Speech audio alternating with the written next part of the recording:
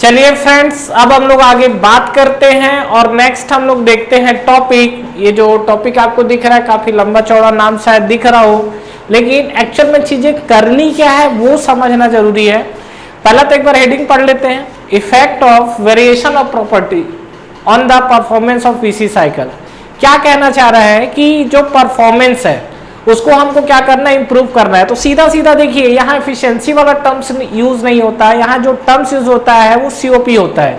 तो इसमें हमको सीधा सीधा क्या करना है, सीओपी जो है अभी तक हमने जो भी सीओपी निकाली है, जैसा भी हमने निकाला है, क्या हम लोग डिजाइन को वैसा ही रहते, मतलब अगर हम लोग क्या जो डिजाइन है क्या ऐसा डिजाइन कर सकते हैं कि जिससे उसकी सीओपी बढ़ जाए। पहला तो ये बताइए कि सीओपी बढ़ना हमारे लिए फायदेमंद है कि नुकसान है। जो सीओपी है अगर वो ज्यादा आएगा तो फायदेमंद है कि नुकसान है। तो अगर आपको याद हो तो कहीं ना कहीं जो सीओपी है ये एफिशिएंसी वाले टर्म्स को ही रिप्लेस करके आया हुआ है। तो ये जो आपका सीओपी है ये हमेशा हमारी कोशिश होगी कि सिस्टम में किसी भी डिवाइस के लिए जो सीओपी अगर टर्म्स यूज होता है तो सीओपी हमको टर्म्स ज्यादा से ज्यादा मिलना चाहिए।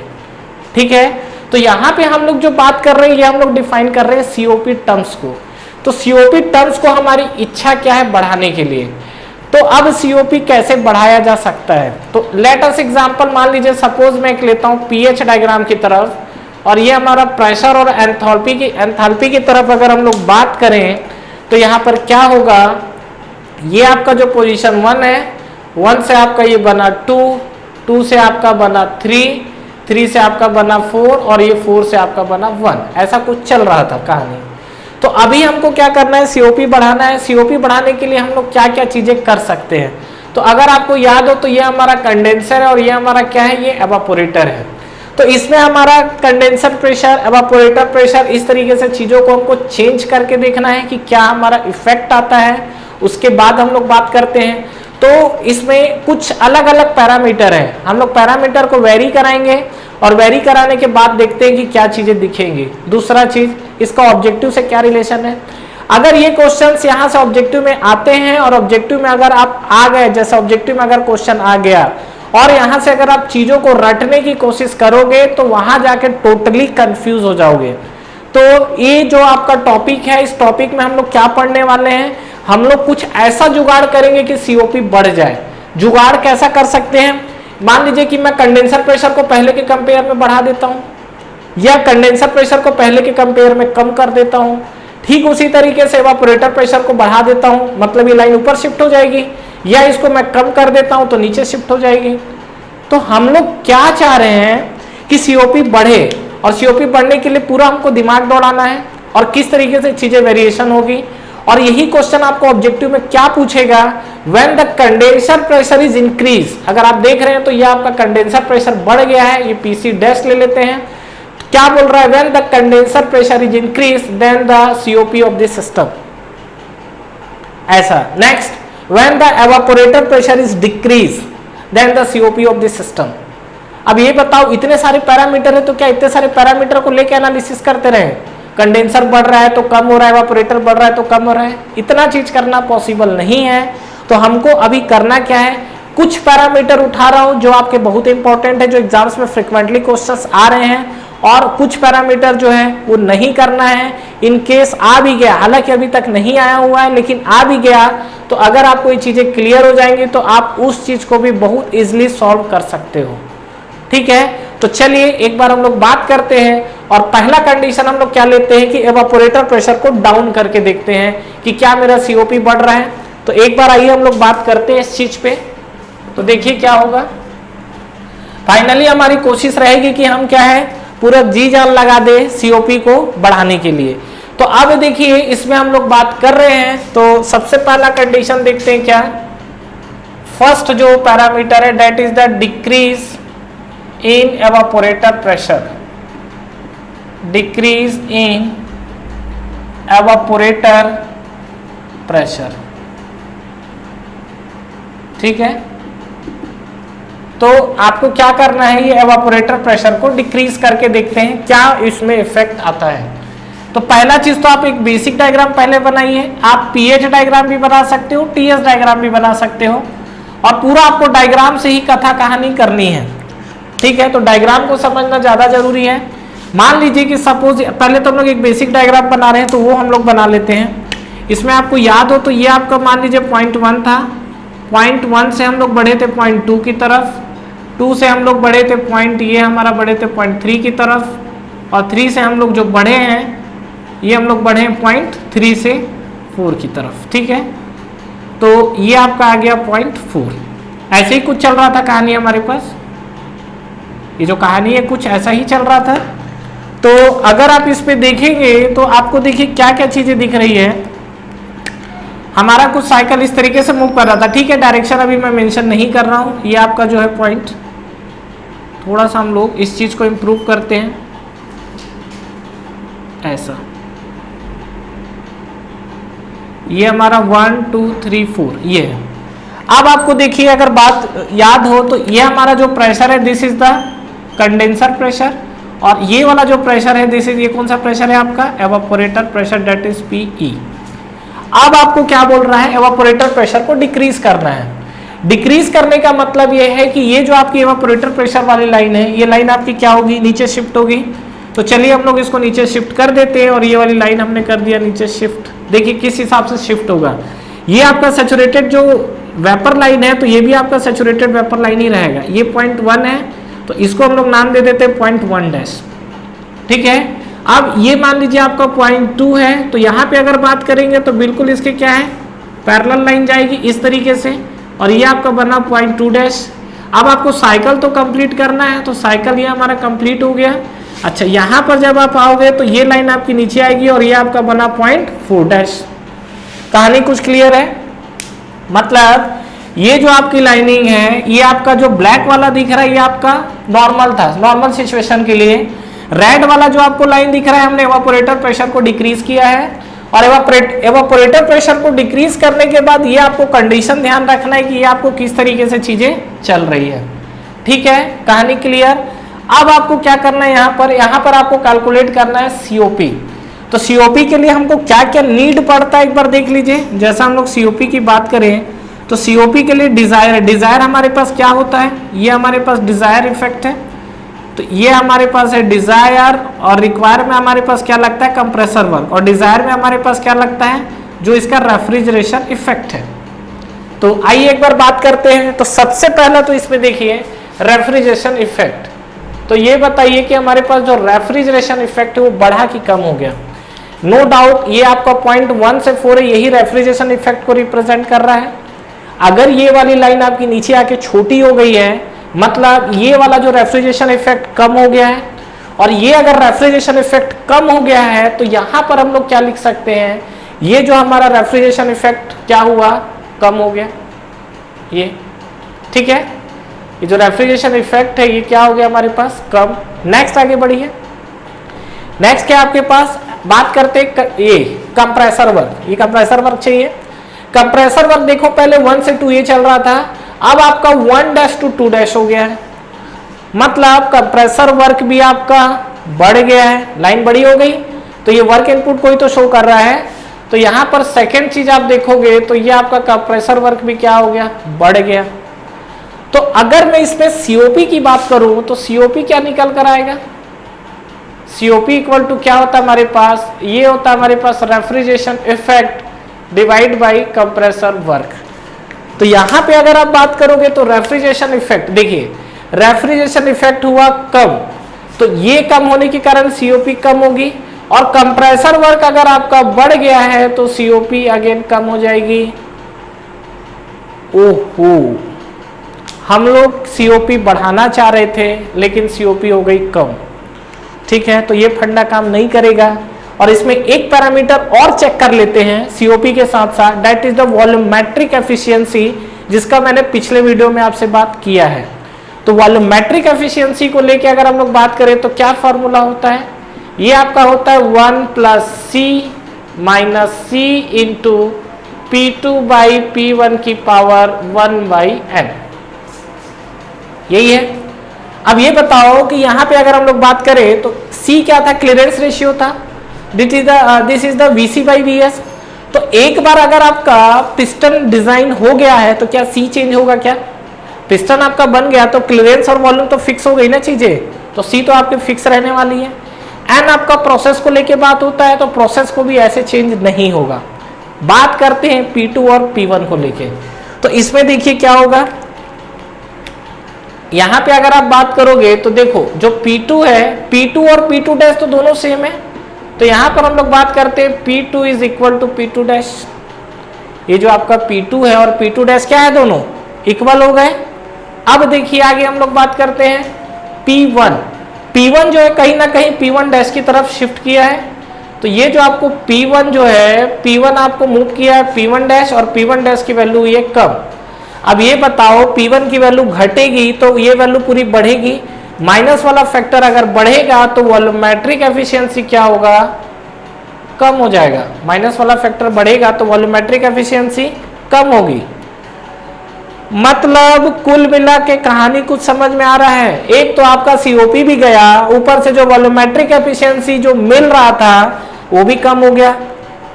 तो हमको ध्यान क्या रखना है कि सीओपी तो बढ़े और वॉल्यूमेट्रिक एफिशिएंसी बढ़ जाए तो और खुशी की बात है, लेकिन वॉल्यूमेट्रिक एफिशिएंसी एटलीस्ट नहीं बढ़ रहा है तो कम से कम कांस्टेंट तो रहे।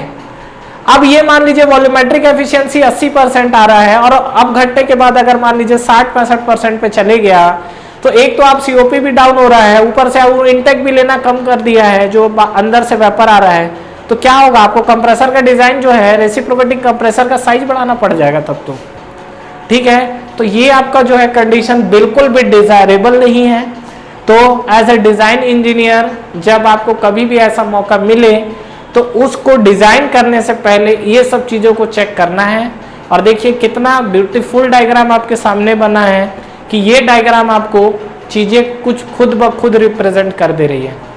ठीक है, तो फाइनली ये समझ में आया कि ये मेथड अप्लाई करना उचित नहीं है।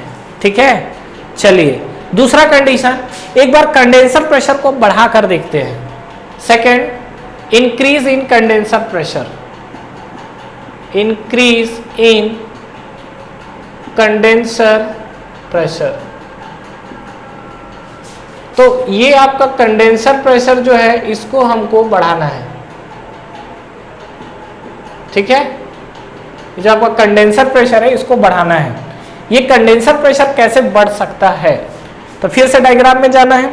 अच्छा, यहां से जो आपको ऑब्जेक्टिव क्वेश्चंस पूछेगा, क्या पूछेगा, when the evaporator pressure is decrease then what will be the effect on COP of the system? Option increase, decrease, remain constant, no impact, या any of the above। इस तरीके का, उसी तरीके से वॉल्यूमेट्रिक एफिशिएंसी के लिए भी पूछा जाता है। तो जो जो टर्म्स पे यहाँ बात हो रही है वो टर्म्स को ध्यान रखना है। अब जैसे क्वेश्चन ये भी आ सकता है कि when the evaporator pressure increases, तो उसको आपको चेक करना है। ठीक है, वो नहीं कराऊंगा, वो आपको खुद करना है। मैं बताया ना, हर पैरामीटर कराना नहीं है, आप खुद कर सकते हो। कुछ जो इंपॉर्टेंट पैरामीटर है जहां से फ्रिक्वेंटली आपसे एग्जाम्स में क्वेश्चंस पूछ रहा है, वो सब पैरामीटर को लेके हम लोग बात करते हैं। तो सेकंड हमारा है इंक्रीज इन कंडेंसर प्रेशर। तो अब की बार क्या है, कंडेंसर प्रेशर को हम लोग बढ़ाते हैं। तो पहला तो हम लोग ये ड्रॉ करते हैं, this is the pH diagram, और ये थोड़ा सा अच्छा नहीं लग रहा है, इसको ऐसा बनाते हैं। ठीक है, अब इसमें क्या है, कंडेंसर प्रेशर है तो बना देते हैं। तो एक इसका बेसिक डायग्राम अगर आपको याद हो तो यहाँ से हम यहाँ चलते हैं कुछ इस तरीके से। ये आपका पॉइंट 1 है, ये आपका पॉइंट 2 है, ये आपका पॉइंट 3 है, और 3 से ये आपका 4। ठीक है, ये आपको समझ में आया। अब ये आपका 1 2 3 4, ये आपका पीएच डायग्राम। अच्छा, प्रेशर आप देख लो, ये आपका है कंडेंसर प्रेशर है, और ये आपका है this is the evaporator pressure.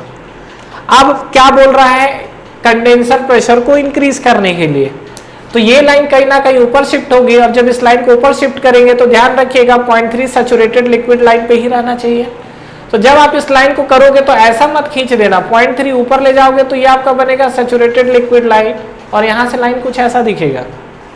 तो ये आपको जो नया प्रेशर मिला उसको हमने क्या ले लिया, ये मान लीजिए आपका क्या बन गया, पीसी डैश, और ये आपका 0.2 था तो 0.2 को इधर नाम दे देते हैं हम लोग। और यहाँ पर आपको क्या है, ये साइकिल कंप्लीट करना पड़ेगा, तो यहाँ पर हम गए और ये हमारा मिल गया 0.2 डैश। और यहाँ पे अगर हम लोग बात करेंगे तो ये आपका पॉइंट आ गया, और ये आपका बन गया 0.4 डैश। साइकिल कंप्लीट हुआ। ठीक है, आप देखो जो भी वेरिएशन कराओगे उसके बाद आपको साइकिल को कंप्लीट जरूर करना है, इस चीज को ध्यान रखिएगा।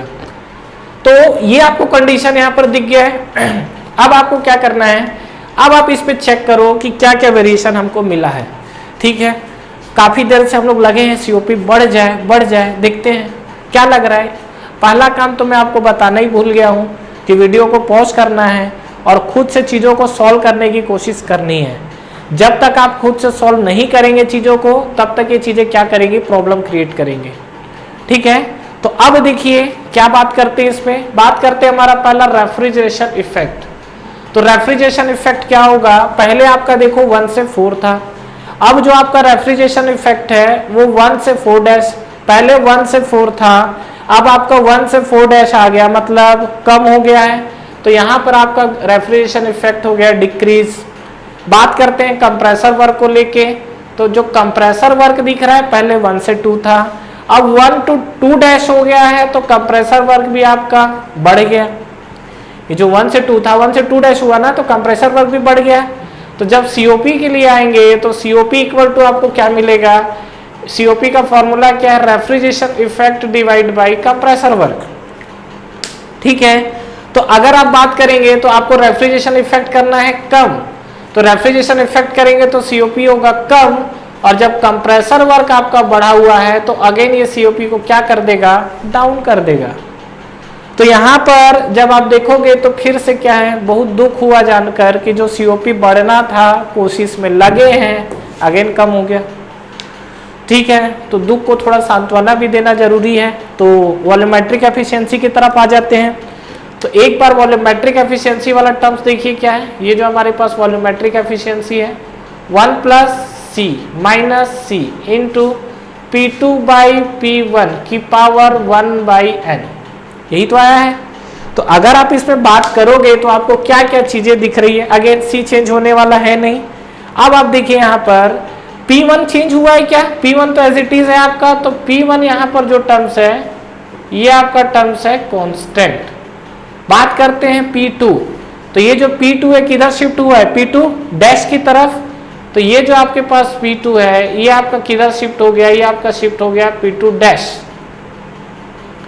जो आपका P2 है ये किधर शिफ्ट हुआ है, P2', मतलब ये बढ़ गया। अब बताओ P2 जो है P2' की तरफ शिफ्ट हुआ और P2 बढ़ गया, मतलब माइनस वाला फैक्टर आपका बढ़ गया है। और माइनस वाला अगर फैक्टर बढ़ गया तो यहाँ पर अगर आप देखोगे तो वॉल्यूमेट्रिक एफिशिएंसी फाइनली, माइनस वाला फैक्टर बढ़ा तो वॉल्यूमेट्रिक एफिशिएंसी कम हो गई। ये तो दोनों में आपको जो रिजल्ट मिल रहा है, जो कंक्लूजन मिल रहा है, वो तो आपको बिल्कुल सेम मिल रहा है। मतलब ये दोनों तरीके को यूज करना कहीं से फायदेमंद नहीं दिख रहा है। ठीक है, आपको 2 टास्क दे रहा हूं, आपको वो क्या करना है, सॉल्व करके कमेंट बॉक्स में बताना है क्या कि अगर मैं इस एवापोरेटर प्रेशर को बढ़ा दूं तो क्या इंपैक्ट पड़ेगा। डायरेक्ट सीओपी बताइएगा, बाकी रिजल्ट जानने की जरूरत नहीं है। दूसरा, अगर मैं कंडेंसर प्रेशर को कम कर दूं तो सीओपी पे क्या इफेक्ट पड़ेगा, ये आप कमेंट बॉक्स में जाइए और मुझे बताइए। अभी ये 2 चीज हुआ, लेकिन हमको क्या करना है, बिना सीओपी बढ़ाए हमको दम नहीं लेना है, बिल्कुल हम लोग को चैन की नींद नहीं आएगी। तो हमको सीओपी बढ़ा के ही कार्यक्रम आगे बढ़ाना है। तो कुछ ऐसा जुगाड़ लगाया जाए कि सीओपी बढ़े। तो सीओपी बढ़ने के लिए और अल्टरनेट जुगाड़ हमारे पास क्या हो सकता है, बताइए क्या हो सकता है। तो देखिए सीओपी के लिए सोचिए, थोड़ा सा बुद्धि लगाइए और कुछ नए तरीके का हम लोग पैटर्न यूज करते हैं। तो नए तरीके में पैटर्न आपको क्या दिख सकता है, कुछ और मेहनत किया जाए, और मेहनत करने के बाद, ये आपने नोट कर लिया होगा, नोट जरूर कर लीजिएगा ये सब। ठीक है, तो बात करते हैं। तो हमारी कोशिश थी सीओपी बढ़ाने के लिए। तो सीओपी बढ़ाने का हमारे पास अगला रास्ता क्या हो सकता है, क्या लग रहा है सीओपी बढ़ाने के लिए अगला रास्ता। एक काम करते हैं, जो आपका कंप्रेसर है, कंप्रेसर का जो इनलेट अगर आप देख रहे हो तो 0.1 कंप्रेसर का इनलेट था ना, इसको हम लोग क्या करते हैं, सुपर हीटिंग कराने की कोशिश करते हैं। सुपर हीटिंग कराने का मतलब समझ रहे हो, जो आपका एवापोरेटर से एग्जिट जो वेपर जा रहा है उस वेपर को और हीट करके सुपर हीटेड वेपर में कन्वर्ट कर देना है। कैसे, देखिए पहला तो हम लोग हेडिंग डाल लेते हैं, क्या, इफेक्ट ऑफ सुपर हीटिंग, ठीक है, effect of super heating in suction vapour, in suction vapour. इसका एक ब्लॉक डायग्राम मैं बना रहा हूं तो आपको, ताकि आपको चीजें ज्यादा क्लियर हो। यहां पर अगर आपको याद हो तो यहां पर हमारा था कहीं ना कहीं ये हमारा कंप्रेसर था। कंप्रेसर से जब हम लोग बाहर निकले थे तो यहाँ पर हमारा था कंडेंसर। कंडेंसर से जब हम लोग बाहर निकले थे तो यहाँ था थ्रोटल वॉल्व, और थ्रोटल वॉल्व से जब हम लोग बाहर निकले तो यहाँ था एवापोरेटर, और यही हमारा कंडेंसर से इस तरीके से था। अगर आपको पॉइंट डिफाइन करना हो तो आपको याद हो तो this is the point 1, that is the compressor inlet, और कंप्रेसर का एग्जिट था पॉइंट 2, कंडेंसर का जो एग्जिट था दिस इज द पॉइंट 3, और थ्रोटल वॉल्व का जो एग्जिट था पॉइंट 4 था ये, ठीक है। अभी जो आपको ये केस अगर याद हो तो यहाँ पर जो हमको मिल रहा था पर्टिकुलर इस जगह पे जो मिल रहा था वो आपको कौन सा जोन मिल रहा था, लिक्विड था कि वेपर था, नो डाउट ये आपका जो था, ये आपको जो मिल रहा था ये आपको मिल रहा था सैचुरेटेड वेपर। अभी हम लोग क्या चाह रहे हैं कि ये जो सैचुरेटेड वेपर जो है, सैचुरेटेड वेपर मतलब एवापोरेटर के बाहर से निकल रहा है, कुछ ऐसा जुगाड़ किया जाए कि ये जो आपका सैचुरेटेड वेपर है ये आपका कन्वर्ट हो जाए किस में, थोड़ा सा सुपर हीटेड जोन में चले जाए। मतलब जो जस्ट सैचुरेटेड बन के निकल रहा है ना, ये वाला पॉइंट जो 1 निकल रहा है, इसको और ज्यादा से ज्यादा हीट दिया जाए। तो ज्यादा से ज्यादा हीट देने से क्या होगा, ये जो आपका सुपर हीटेड जो आपका सैचुरेटेड वेपर है कुछ हीट लेगा, और हीट लेने के बाद किस में कन्वर्ट हो जाएगा, ये सुपर हीटेड में। तो यहाँ पे हम लोग देखिए बात करते हैं और यही काम करना है। पॉइंट 1 जो है, इस 1 को हमको क्या लेना है, 1 डैश की तरफ लेके आना है, और जो 1 डैश आपका काम करेगा ये सुपर हीटेड की तरह आपको काम करता हुआ दिखेगा। तो आइए एक बार हम लोग इसका डायग्राम ड्रॉ करते हैं, और ये जो हम लोग डायग्राम ड्रॉ करेंगे तो अगेन हम लोग बात करते हैं पीएच डायग्राम। आप इसके साथ टीएस डायग्राम भी ड्रॉ कर सकते हैं, आपकी इच्छा होगी तो जरूर हम लोग टीएस भी ड्रॉ कर देंगे, ठीक है। नहीं है इच्छा, कोई बात नहीं, नहीं है इच्छा तो, और इच्छा है तो कर लेंगे। ये हमारा डोम में अगर हम लोग बात करें तो नहीं, डोम अच्छा नहीं लग रहा है, थोड़ा सा अच्छा बनाते हैं। तो ये है, और इसमें हम लोग बात करते हैं तो सबसे पहला देखिए जो अभी तक हमारा एक बेसिक डायग्राम है, पहले तो हम लोग वो बना लेते हैं। 1 2 3 4 यही था। अब आपको क्या बोल रहा है कि जो सुपर हीटेड वेपर है वो हीटिंग करना है। हीटिंग करने का मतलब ये है कि ये जो आपका पॉइंट है पॉइंट 1, ये आपका 1 किस में डिफाइन हो जाएगा, 1 डैश पे। मतलब क्यों, क्योंकि ये हमने क्या किया है, जो कंप्रेसर में जा रहा है तो कंप्रेसर में जाने के पहले ही ध्यान रखिएगा, कंप्रेसर में जाने के पहले ही हीटिंग कर दिया है। अब ये सुपर हीटेड जो है, चाहे आप वेपर एवापोरेटर में बना के निकालो, चाहे आप कोई एक्सटर्नल हीटिंग डिवाइस लगाओ, मैटर करता है। तो ये आपने 1 को क्या कर दिया, 1 डैश की तरफ इसको आपने शिफ्ट कर दिया। अब साइकिल कंप्लीट कर दीजिए, यही तो लिखा है आपने, super heating in suction vapour, तो सक्शन वाला पार्ट तो यही है। तो यहाँ पर आपका हुआ सुपर हीटिंग, और सुपर हीटिंग होने के बाद ये लाइन कुछ इस तरीके से जाएगी, और यहाँ पर आपको मिल गया पॉइंट 2 डैश। मतलब ये वाला जो आपका लाइन है ये आपका 1 से 2 डैश, ठीक है। ऐसा करके हमने कौन सा तोप काम कर लिया है। क्या आप टीएस डायग्राम ड्रॉ करना चाहते हैं? अगर हाँ तो देखिए, डोम याद है, ये टीएस डायग्राम पहला तो आप नॉर्मल कैसा ड्रॉ कर रहे थे, हम लोग इस तरीके से ड्रॉ किए थे क्या, पता नहीं सर, हम तो याद नहीं है। कोई बात नहीं, याद नहीं है तो आपको याद दिला देते हैं। 1 से 2 आपका आइसेंट्रोपिक कंप्रेशन था, 2 से 3 कांस्टेंट प्रेशर हीट रिजेक्शन था कंडेंसर, 3 to 4 याद है आइसेंथैल्पिक, और 4 to 1 जो आपका क्या है वो एवापोरेटर। तो ये आपको कहानी कुछ समझ में आया, 1 2 3 4 क्लियर है चीजें। अब आपको क्या करना है, यहाँ पर देखो ये आपको 1 2 3 4 ये कंडीशन दिखा है, ये आपको बोला है 1 डैश करने के लिए। तो एक चीज ध्यान रखना, यहाँ पर जब आप हीटिंग करोगे तो मान लो कि जो सुपर हीटेड बना है ये एवापोरेटर के अंदर ही बनेगा। एवापोरेटर के अंदर प्रेशर कांस्टेंट था, प्रोसेस कौन सा हो रहा था, कांस्टेंट प्रेशर हीट एब्जॉर्प्शन। तो जब हीट ऐड करेगा तो सैचुरेटेड वेपर के बाद तो टेम्परेचर बढ़ेगा नो डाउट, लेकिन प्रेशर कांस्टेंट रहेगा। तो प्रेशर कांस्टेंट बढ़ेगा, तो ये बताओ ये लाइन यहां से हॉरिजॉन्टल निकलेगा कि ऐसा इंक्लाइन निकलेगा? क्या बोल रहा हूं, यहां 4 to 1 में जब जाओगे तो ये आपका क्या है, कांस्टेंट प्रेशर पे हीट एडिशन हो रहा है ना, तो डोम के बाहर कांस्टेंट प्रेशर लाइन कैसा जाता है, कर्व जाता है, और डोम के अंदर हॉरिजॉन्टल रहता है। तो ये जो एक्चुअल में आपका लाइन है ये आपका कांस्टेंट प्रेशर ही लाइन तो है ये, लेकिन कांस्टेंट प्रेशर लाइन तो डोम के अंदर ऐसा है, लेकिन बाहर जाने पर कर्व हो जा रहा है। तो यहाँ पे जब आप बात करोगे तो ये आपको लाइन कैसा दिखेगा, ये आपको लाइन दिखेगा कुछ इस तरीके से। ये आपको मिला 1 और ये आपको जो मिला दिस इज पॉइंट 2 डैश, मतलब ये आपको मिला है 1 और 1 से फिर 2 कहाँ चले गया, ये आपका सॉरी 1 डैश लीजिए, नॉट 2 डैश, 2 तो इधर है आपका, ये हमने 1 से 1 डैश, मतलब 1 से 1 डैश ये जो था आपका कांस्टेंट प्रेशर था, इसलिए लाइन यहाँ हॉरिजॉन्टल गई थी, ठीक है। लेकिन यहाँ पर क्या जाएगी आपकी, इंक्लाइन जाएगी। तो ये हमारा जो लाइन है 1 से 1 डैश की तरफ शिफ्ट हुआ। अब आपको साइकिल कंप्लीट करना है, तो अब आपका कंप्रेशन होगा, बिल्कुल कंप्रेशन होगा। तो ये हमने ये लाइन खींचा, और लाइन खींचने के बाद ये हमारा जो नया लाइन गया, ये लाइन गया है ये, ठीक है। और फिर से अगर आप बात करोगे तो ये आपको मिलेगा इस तरीके से लाइन। तो ये जो आपका 2 है ये आपको क्या मिलेगा, दिस इज 2 डैश, मतलब अगर आप बात करोगे तो ये आपका 1 डैश और ये आपका 2 डैश। तो ये 1 2 3 4 कहानी क्लियर है यहाँ तक, ठीक है। चलिए अब ये जो हमारा TS डायग्राम जो दिख रहा है ये हमारा इसका रिप्रेजेंटेशन था।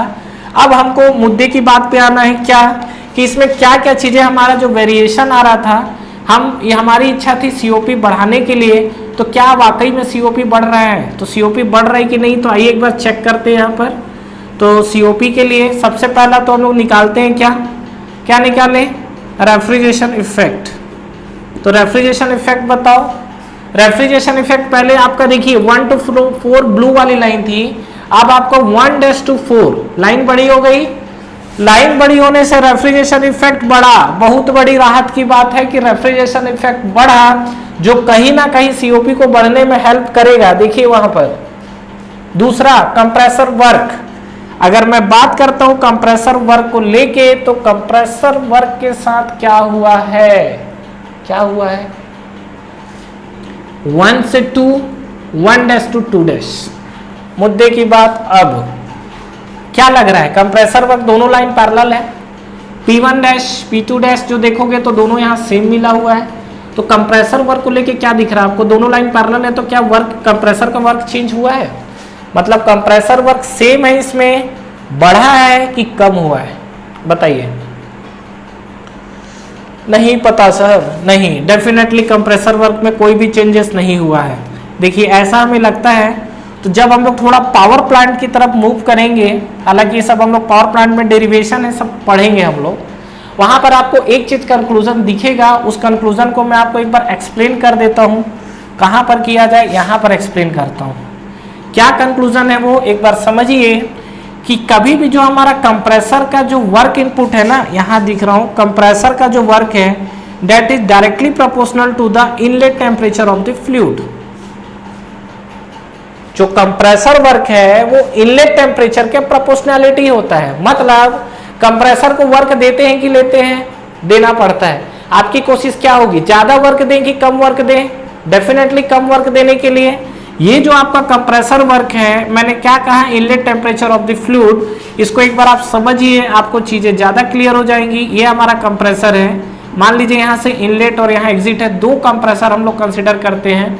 अगेन ये मेरा दूसरा कंप्रेसर है, ये हमारा इनलेट और ये हमारा एग्जिट है, और यहाँ इंटर कर रहा है। तो अगर आप इस केस में देखोगे तो आपको क्या दिख रहा है, बताइए क्या दिख रहा है इस केस में। कहने का मतलब ये है, सपोज यहां पर आपका प्रेशर देख लो 1 बार है, एग्जांपल सराउंडिंग प्रेशर ही आपका प्रेस करना है, तो यहां भी आपका 1 बार है। मान लीजिए आपको दोनों केस में जो डिस्चार्ज प्रेशर है वो 25 बार चाहिए, मतलब प्रेशर में कोई भी आपका चेंजेस नहीं है। बट अगर मान लीजिए यहाँ का आप इनलेट टेम्परेचर एक जगह 30 डिग्री सेल्सियस देते हो और दूसरे जगह टेम्परेचर अगर आप 50 डिग्री सेल्सियस देते हो, तो इस केस में आपको जो टेम्परेचर T1 30 डिग्री सेल्सियस है, that is the directly proportional to the compressor inlet temperature of the fluid. तो जो इनलेट टेम्परेचर 30 डिग्री सेल्सियस है, इसमें आपका वर्क इनपुट जो कंप्रेसर वर्क है ये कंपैरेटिवली कम लगेगा, और जो टेम्परेचर 50 डिग्री सेल्सियस है वहां पर कंप्रेसर कंपैरेटिवली वर्क ज्यादा कंज्यूम करेगा। हालांकि सेम अमाउंट ऑफ आपको प्रेशर डिफरेंस क्रिएट करना है, तो same amount of pressure difference create करने के लिए जो कंप्रेसर वर्क है यहाँ पर ये कम है, और यहाँ पर कंप्रेसर वर्क आपका क्या है, ज्यादा आया हुआ है। क्यों? क्योंकि इनलेट टेम्परेचर पर डिपेंड कर रहा है। तो ये जो कंक्लूजन है ये पावर प्लांट से निकल कर आया हुआ है। ये बिल्कुल हम लोग जब पावर प्लांट पढ़ेंगे तो वहां पर इन चीजों को मैं बिल्कुल आपको प्रूफ करके दिखाऊंगा, चीजें सामने दिखेंगी। अभी जस्ट मैं इसको प्रैक्टिकली रिलेट कर रहा था। तो यहां से आपको ये दिख रहा होगा कि ये बताइए कि जो हमारा पॉइंट 1 है और पॉइंट 1 डैश है, कहां पर आपको टेम्परेचर ज्यादा दिख रहा है। नो डाउट यहां पर भी आप देखोगे तो ये हमारा 1 का टेम्परेचर है, और 1 डैश पे आओगे तो ये हमारा डेफिनेटली टेम्परेचर ज्यादा है। मतलब आप यहाँ पे देखेंगे तो जो T1 डैश है that is greater than T1 है ना। तो इस हिसाब से आपका क्या है, कंप्रेसर वर्क आपका बढ़ेगा। क्यों बढ़ेगा? क्योंकि ये जो हमारा कंप्रेसर वर्क है, this compressor work is directly proportional to the inlet temperature of the fluid. Clear है यहाँ तक? तो बात यह है कि जब हम लोग सीओपी निकालेंगे तो सीओपी के साथ क्या कहानी होगा। अगर हम लोग सीओपी निकालते हैं तो सीओपी के साथ क्या कहानी बनेगा आपको, जो ये हमारे पास सीओपी दिख रहा है, सीओपी इक्वल टू हमारा फॉर्मूला क्या है, refrigeration effect divide by compressor work. तो रेफ्रिजरेशन इफेक्ट की अगर बात किया जाए तो रेफ्रिजरेशन इफेक्ट बढ़ेगा तो सीओपी बढ़ेगी, लेकिन कंप्रेसर वर्क बढ़ेगा तो सीओपी क्या करेगा, कम करने की कोशिश करेगा। मतलब यहां पर जो सीओपी है चांसेस है कि बढ़ भी रहा है, चांसेस है कि कम भी हो रहा है। तो ये भी चांसेस है कि दोनों का इफेक्ट खत्म हो जाए तो कोई भी चेंजेस ना पड़े। अभी तक हमने जो भी कंडीशन देखा था, जो शुरू के 2 कंडीशन अभी तक हमने जो देखे हैं, एक बात तो तय था कि उसके अंदर सीओपी आपको क्या हो रही थी, कम ही जा रही थी। इसमें एक उम्मीद जगा कि चलो सीओपी बढ़ने के चांसेस है। तो बात करते हैं कि किस रेफ्रिजरेंट के लिए हमारा सीओपी बढ़ेगा, किस रेफ्रिजरेंट के लिए सीओपी कम होगा। तो कुछ स्पेसिफाइड टर्म्स है जिसको हम लोग प्रैक्टिकली देखना चाह रहे हैं, तो अभी हम लोग बात करते हैं। बट उससे पहले एक बार वॉल्यूमेट्रिक एफिशिएंसी वाले टर्म्स को समझ लेते हैं। तो वॉल्यूमेट्रिक एफिशिएंसी वाला टर्म्स हमारा कैसे डिफाइन होगा, तो अगर हम लोग बात करें तो वॉल्यूमेट्रिक एफिशिएंसी इक्वल टू क्या है, 1 + C - C into P2 by P1 की पावर 1/n, यही है। अब आपको वॉल्यूमेट्रिक एफिशिएंसी पूछ रहा है, देखो अगेन C चेंज होने वाला है नहीं, P2 और P1 के साथ क्या चेंजेस हो रहे हैं एक बार हम लोग ये देख लेते हैं। तो अगर हम लोग बात करें तो क्या दिख रहा है, देखो P1 और P1 डैश सेम है, P2 और P2 डैश सेम है। तो यहां पे अगर आप बात करोगे तो P1 equal to P1 dash दिख रहा है और P2 equal to P2 dash दिख रहा है। मतलब P1 और P1 डैश सेम है और P2 डैश सेम दिख रहा है। मतलब उस केस में अगर आप देखोगे तो आपको क्या दिख जाएगा यहाँ पर कि ये दोनों जब सेम है तो और कोई पैरामीटर चेंज तो हो नहीं रहा है। मतलब यहाँ पर जो आपको वॉल्यूमेट्रिक एफिशिएंसी दिख रही है ये हमको दिख रही है सेम।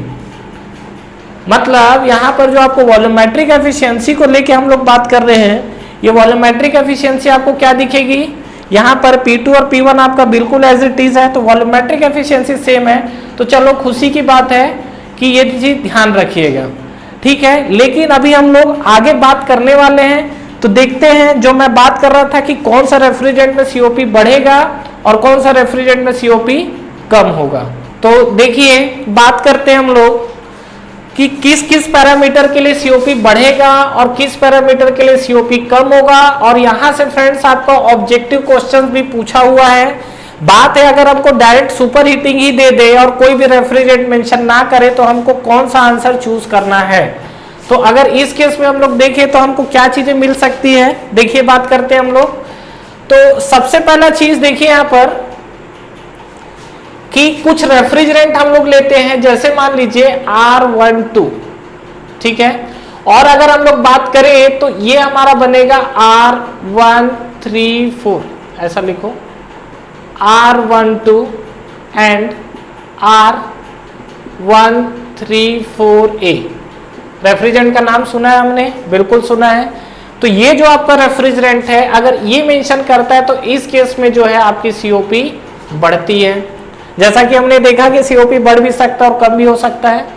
दूसरा केस, अगर आपको मान लीजिए रेफ्रिजरेंट R22 दिखता है या अमोनिया दिखता है, तो इस केस में जो आपकी सीओपी है, ये आपकी सीओपी क्या होगी, कम होगी। अब ये कैसे पता चल रहा है, तो ये देखिए एक्सपेरिमेंटली पता चल रहा है, लेकिन ये चीज को आप याद रखिएगा क्योंकि ये चीज आपसे ऑब्जेक्टिव क्वेश्चंस में पूछे जाते हैं, जो आपका R12 है और जो आपका R22 है। ठीक है, तो R1 के लिए सीओपी क्या होगा, ड्यू टू सुपर हीटिंग, ये तो पहला चीज। अब एक चीज जो आपको बदतमीजी के साथ एग्जाम में पूछा जाता है, क्या कि अगर आपसे सीधा सीधा ये मेंशन कर दे क्या कि जब हम लोग सुपर हीटिंग करते हैं, मुझे कुछ नहीं पता ये सब, अगर मैं सुपर हीटिंग करूंगा तो सुपर हीटिंग के केस में मेरा जो सीओपी है उस सीओपी पे क्या इफेक्ट पड़ेगा।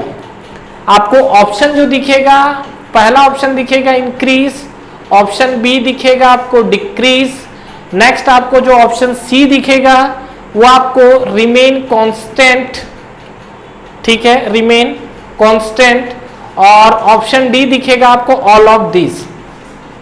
कौन सा ऑप्शन चूज करोगे, डेफिनेटली आपको कौन सा ऑप्शन चूज करना है, ऑल ऑफ दिस। कुछ भी हो सकता है, एनी ऑफ द अबव या ऑल ऑफ दिस, या तो एनी ऑफ द अबव देगा या ऑल ऑफ दिस देगा, आपको यही ऑप्शन को चूज करना है। अगर आपको केवल सीओपी सुपर हीटिंग के लिए बोले, अगर आपको रेफ्रिजरेंट मेंशन करेगा तो ये आपकी जानकारी के लिए एक चीज और, एक बार आपसे एग्जाम में ये क्वेश्चन पूछा हुआ है क्या कि ड्यू टू सुपर हीटिंग, ये आपको क्वेश्चन में मेंशन किया है इंक्रीज, डिक्रीज, रिमेन कांस्टेंट और नॉन ऑफ दिस, और ये क्वेश्चन खुरमी का है। तो अगर इस तरीके का बदतमीजी वाला क्वेश्चन आएगा तो by default I think super heating लिया हुआ है, तो देखिए उसके लिए कोई श्योरिटी वाला आंसर तो दिया नहीं जा सकता जो पीएसयू फॉलो करेगी, लेकिन फिर भी जो आंसर वहां पर जो एग्जाम में आया हुआ था, कौन से एग्जाम में आया एग्जैक्टली मुझे याद नहीं है, लेकिन वहां पर जो उसने आंसर फॉलो किया हुआ था वो ऑप्शन ए लिया हुआ था उस केस में।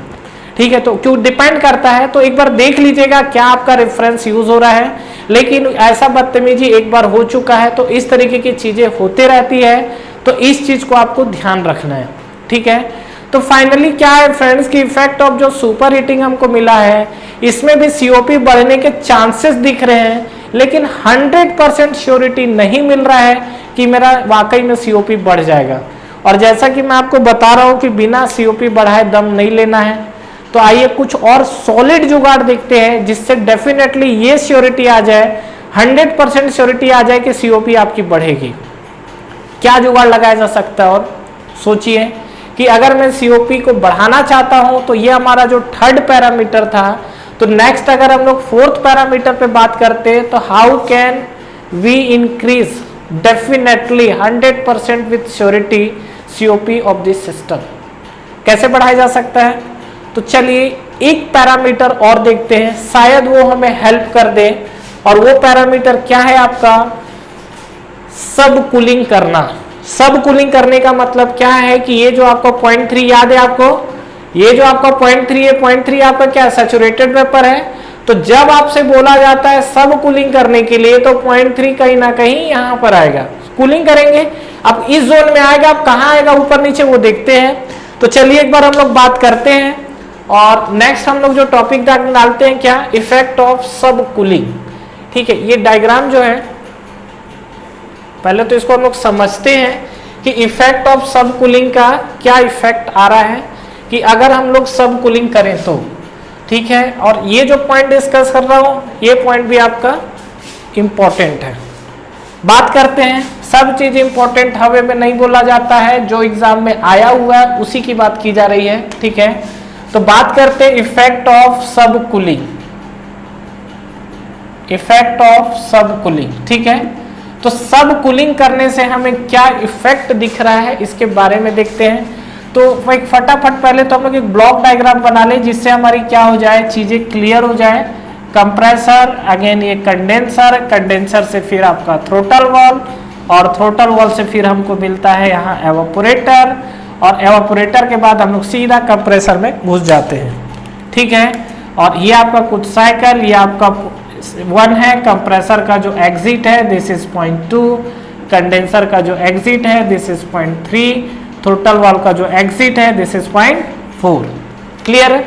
अब क्या करना है, यहाँ पर बात हो रही है सब कूलिंग की। सब कूलिंग में क्या है कि देखिए, जैसा अभी तक आपका कंडेंसर से जब चीजें बाहर आ रही थी, तो ये जो आपको बाहर आ रहा था ये आपका था, याद है आपको, सैचुरेटेड लिक्विड। ठीक है, इसको हम लोग क्या करना है, इस सैचुरेटेड लिक्विड को कन्वर्ट कर देना है किस में, सब कूल्ड में। ये जो आपका सैचुरेटेड लिक्विड है इसी को हमको कन्वर्ट करना है सब कूल्ड जोन में, मतलब सब कूल्ड होना चाहिए। अच्छा, मतलब और ठंडा करना पड़ेगा। ठंडा करने के लिए कहाँ ठंडा होगा, मतलब कंडेंसर में जो आपका हीट रिजेक्शन हो रहा है, इसी हीट रिजेक्शन को और ज्यादा बढ़ाना पड़ेगा। और ये जो हीट रिजेक्शन होगा तो ये किस पे, कौन से प्रोसेस पे होता है, ये आपका होता है कांस्टेंट प्रेशर पे। मतलब कांस्टेंट प्रेशर पे आपका क्या है, हीट रिजेक्शन हो रहा है। तो चलिए इसमें एक बार हम लोग बात करते हैं और देखते हैं। तो सबसे पहला तो हम लोग अगेन यहाँ पर ड्रॉ करते हैं प्रेशर और एंथैल्पी का। तो प्रेशर और एंथैल्पी के साथ फिर से ये हमारा डोम, और डोम में पहले हम लोग एक बेसिक डायग्राम ड्रॉ करने वाले हैं। तो ये हमने ड्रॉ कर दिया इस तरीके से, लाइंस वर्टिकल नहीं है, वर्टिकली आनी चाहिए। 1 2, ये आपका 0.3 और ये आपका 0.4। ठीक है, अब आपको क्या करना है, यहाँ पर ये जो आपको कंडीशन है सब कूलिंग को लेके बात करनी है। सब कूलिंग के हिसाब से अगर आप बढ़ोगे तो आपको क्या दिखेगा, यहाँ पर सब कूलिंग 1 और 2, यहाँ तो कोई भी आपको छेड़खानी नहीं करना है। छेड़खानी कहाँ पर होगा, ये जो 0.3 है इसको आपको सब कूलिंग करना है। सब कूलिंग करने का मतलब और ठंडा करोगे, और ठंडा करोगे तो एंथैल्पी और ड्रॉप होगा। और कांस्टेंट प्रेशर पे कूलिंग करना है, तो ये आपका कांस्टेंट प्रेशर है। तो ये वाली जो लाइन है आपकी क्या होगी, लाइन, ये लाइन आपका इधर कहीं शिफ्ट होगा, डेट इज 3 मतलब ये जो आपकी 0.3 है ये कहाँ शिफ्ट होगा, 3 की तरफ। तो ये आपका बन गया सब कूलिंग। अब आपको क्या करना है, साइकिल कंप्लीट करना है।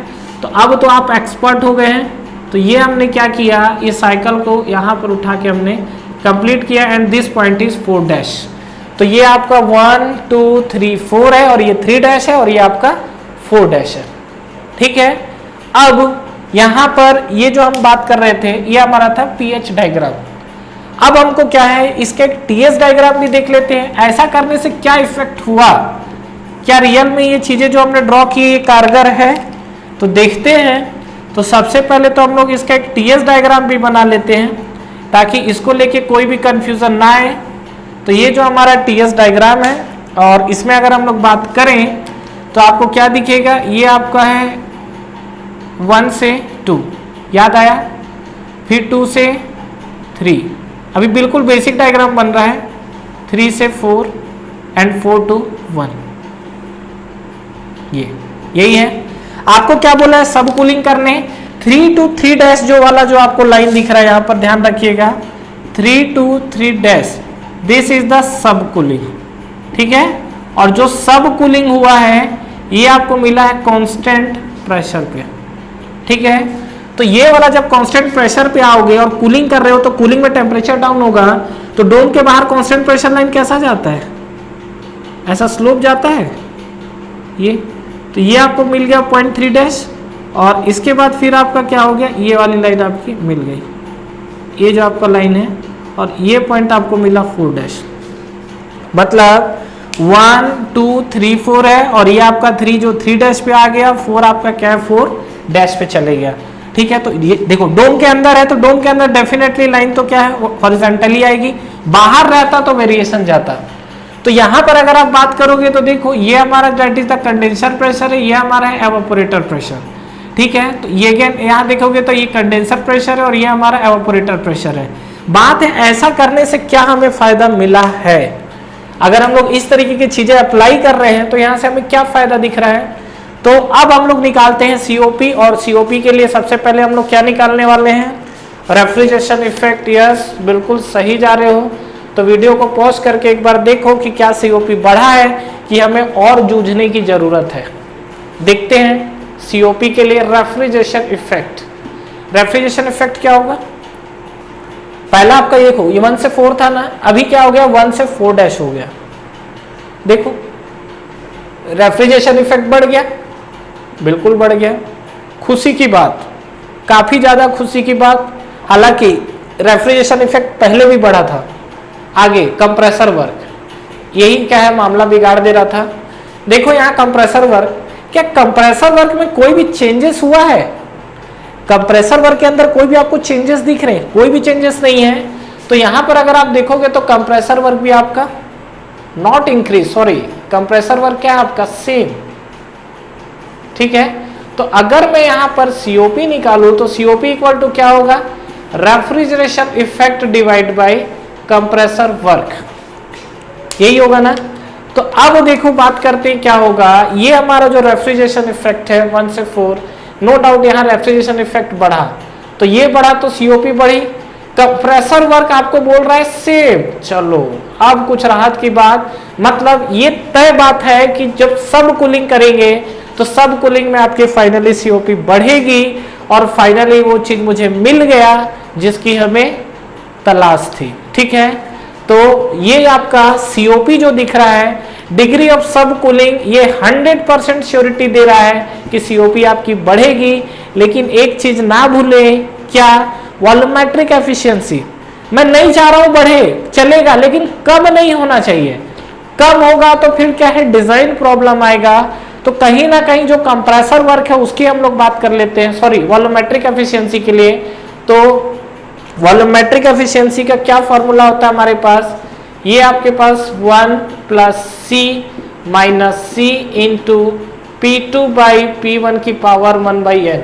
और अगर ये डियर कम हो गया ना तो बहुत तकलीफ हो जाएगा, ठीक है, क्योंकि काफ़ी देर से जूझा जा रहा है और सीओपी बढ़ाने की बहुत कोशिश की गई और सीओपी बढ़ी है। तो एक बार इसको चेक कर लेते हैं। मैं अगर ना भी बढ़े तो कोई दिक्कत नहीं, एटलीस्ट कांस्टेंट तो रहे ताकि हमें ज़्यादा तकलीफ ना हो। तो देखते हैं, एक बार बात करते हैं P2 को लेके। P2 यहाँ देखो क्या है, P2 जब देख रहे हो तो P2 और P1 तो चेंज ही नहीं हुआ है। सबसे ज़्यादा खुशी की बात, P2 भी आपका सेम है, और अगर आप देखोगे तो P1 भी आपको सेम मिल रहा है। P1 और P2 आपको दोनों चीज़ें सेम मिली हुई है, और दोनों चीज़ें सेम मिलने का मतलब इसमें आपको वॉल्यूमेट्रिक एफिशिएंसी के अंदर कोई भी चेंजेस नहीं आएगा। और यहाँ पर जो आपको वॉल्यूमेट्रिक एफिशिएंसी मिलेगी वो वॉल्यूमेट्रिक एफिशिएंसी आपको क्या रहेगी, सेम या कांस्टेंट। तो फाइनली ये भी चीज हमें देखिए मिल गया वॉल्यूमेट्रिक एफिशिएंसी को लेके। तो फाइनली कंक्लूजन ये समझ में आया कि सब कूलिंग करना सबसे बेहतरीन तोड़ है सीओपी बढ़ाने के लिए, और वॉल्यूमेट्रिक एफिशिएंसी भी क्या कर रहा है, सेम रख रहा है। मतलब हमने अभी तक टोटल 4 तरीके के प्रोसेस देखे, ये थर्ड नहीं था, ये फोर्थ था। हमने अभी तक टोटल 4 प्रोसेस देखे। पहला प्रोसेस में हमने देखा कि जो हमारा कंडेंसर प्रेशर, सॉरी पहला हमने देखा था एवापोरेटर प्रेशर कम करने का, दूसरा हमने देखा था कंडेंसर प्रेशर बढ़ाने के लिए, जो तीसरा चीज हमने देखा था वो हमने सुपर हीटिंग को देके देखा था। तो जब हमने सुपर हीटिंग लिया था तो श्योरिटी नहीं आया था कि सीओपी बढ़ेगा। कुछ रेफ्रिजरेंट के लिए सीओपी बढ़ रहा था, कुछ के लिए कम हो रहा था। जो हमको श्योरिटी दे रहा है वो डेफिनेटली सब कूलिंग दे रहा है। तो सब कूलिंग में ये तय बात है कि आपकी जो सीओपी है वो डेफिनेटली बढ़ेगी। तो फाइनली अगर आप कंक्लूजन देखोगे और जो सबसे ज्यादा एग्जाम में क्वेश्चन पूछे जाते हैं तो यहाँ पर ये नोट डाल के लिखा जा सकता है क्या, कि अगर हमसे बात करेगा प्रॉपर सुपर हीटिंग के लिए, तो super heating in the section में अगर आता है तो यहाँ पर आपका जो सीओपी है वो आपका बढ़ भी सकता है, कम भी हो सकता है, और आपका कांस्टेंट भी हो सकता है। लेकिन अगर मैं बात करूं किसकी, सब कूलिंग के लिए, ठीक है, तो सब कूलिंग के केस में आपको हमेशा जो आपकी सीओपी है वो क्या होगी, आपकी बढ़ेगी, कोई भी आपका रेफ्रिजरेंट हो। तो इस चीज को ध्यान रखिएगा और इसमें कंफ्यूज नहीं होना है। और फाइनली सब कूलिंग से हमारा सीओपी बढ़ा। तो फ्रेंड्स आई होप आपको ये टॉपिक क्लियर हुआ होगा, और इसके अंदर जितने पैरामीटर मैंने डिस्कस किए हैं, 4 पैरामीटर ही किया डिस्कशन, ठीक है। इस तरीके के क्वेश्चंस एग्जाम में आते हैं।